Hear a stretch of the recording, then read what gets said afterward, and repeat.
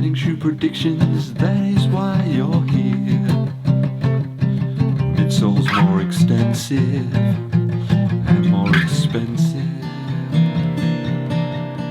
Hey cats, it's your midsole man, EDDBUD here. Now, I'm pretty good at predicting the future, just ask my wife. But no, seriously, when it comes to running shoes, the tech innovations just keep on coming. As such, will the shoes in 2026 give us better performance, durability, and most importantly, fun? Let's take a look at my top predictions for the coming year.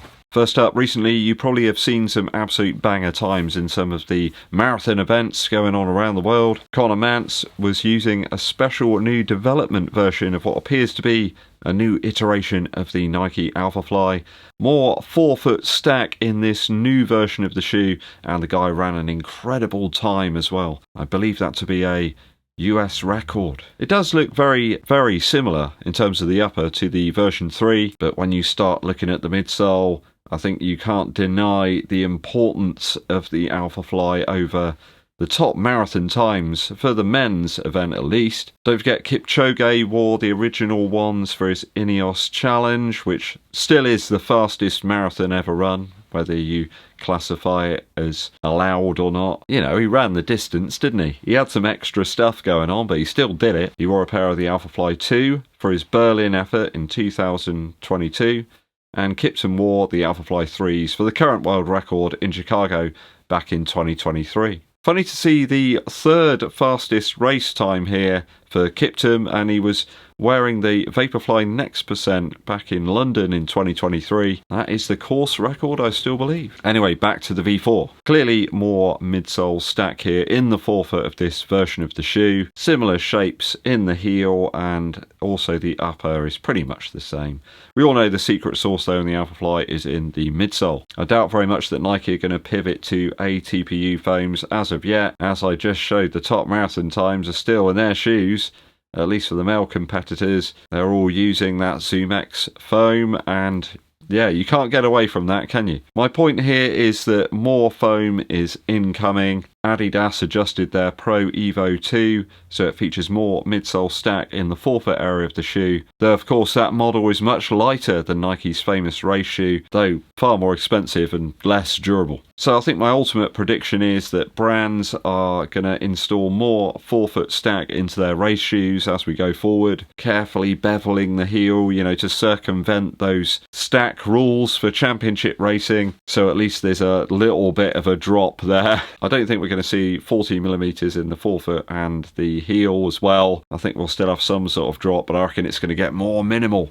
My next prediction is that some of the big running brands are going to move away from their focus on elite runners. I think if running shoe brands want to shift lots of pairs of their new race shoes, they've got to start appealing a little bit more to your average everyday folks. I mean, they're the ones that are doing the majority of the running, right? There's no point in simply focusing your 250 quid super shoe just on elite runners. I mean, many of those people might be getting their shoes for free anyway due to sponsorship deals. I think the real money is in your club runners, in your amateur runners. That's why Nike have shifted the Alphafly model over the years, so it's going to work for people who need a wider arch. There's more surface area there, and of course they've ramped up production as well, so you can just walk into your Nike store, into your Sports Direct or whatever, and pick up a pair. Very few people have dipped in and picked up the Pro Evo 1 or 2 from Adidas. Yes, it's a super light shoe, but have you got any ideas why people haven't bothered with it? It's just too darn expensive. I think that's one of the reasons. Only the truly insane are going to pick up a pair of those and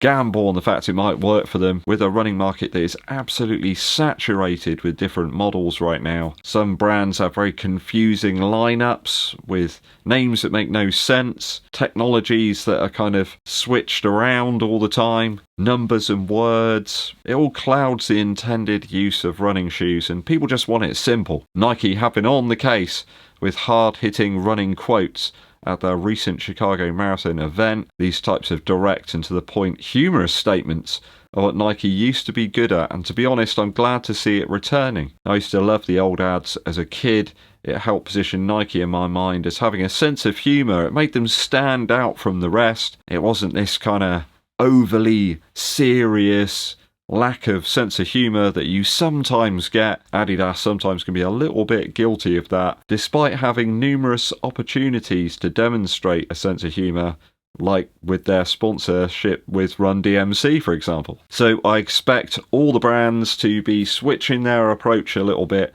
back to the masses in 2026. My next prediction is the end of midsole break-in for running shoes. Too often I've picked up a model and my early impressions videos have left me feeling a little bit deflated, I suppose. After a few weeks I found that a shoe can really change in terms of the properties. It might become softer, a bit more malleable, less rigid. Perhaps I might even like it.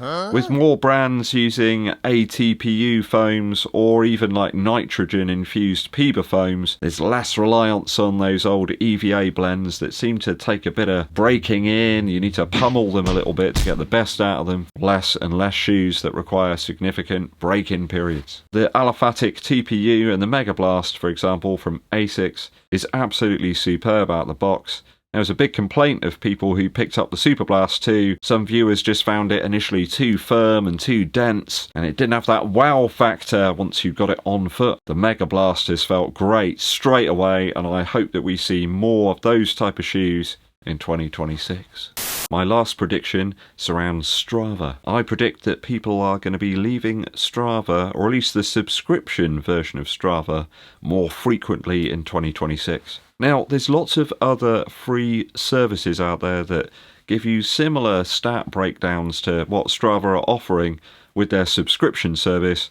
I mean, if you've bought yourself like a Garmin watch or a Coros watch or something, you've got that on your phone right now. There's loads of breakdown of the stats, there's predictions and things like that. Do you need all the other services that Strava offer at a price? I stopped my Strava subscription after 6 years and I haven't looked back, to be honest. If I want to figure out a route, I'll use some open source map. I don't care much for segments really. Training zones, performance predictions, best efforts, goals, training history, well, all that stuff is on the Garmin app already. Why would I bother paying for them? What else does it offer, really? I think Strava are already aware that the playing field has evened out and leveled a little bit over the past few years. So they have bought Runner, and I think that's to try and ensure their revenue stream, to try and diversify a little bit. But I'm not going to pay £100 out for some AI thing to spit out a training plan for me. I know that people are using AI tools to help them to train. I can understand that. But I think the whole thing about a human activity like running is that you need to keep that human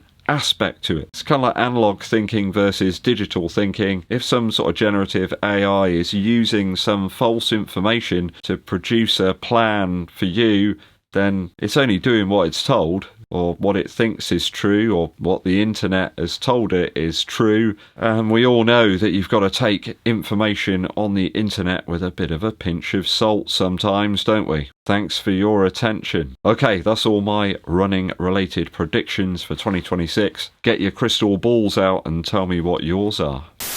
Very quick musical interlude for you. An absolute banger of an album has just been released by Miles Kane. It's called Sunlight in the Shadows. There's a wonderful tune on this one entitled Always In Over My Head. Very calm track. It's almost got elements of like a Marvin Gaye sort of vibe about it. You know, what's going on and all that. Lovely guitar work in this one and beautiful productions. Very airy, feels very human and real. Really enjoying this album so far. I think you should go out and check it. Sunlight in the Shadows by Miles Kane. Thanks for tuning in, people. Hope you enjoyed today's episode. Hit that subscribe button and give this video a thumbs up like. Also hit the bell as well. Drop us a comment for the algorithm. My name's EddBUD and I'll be seeing you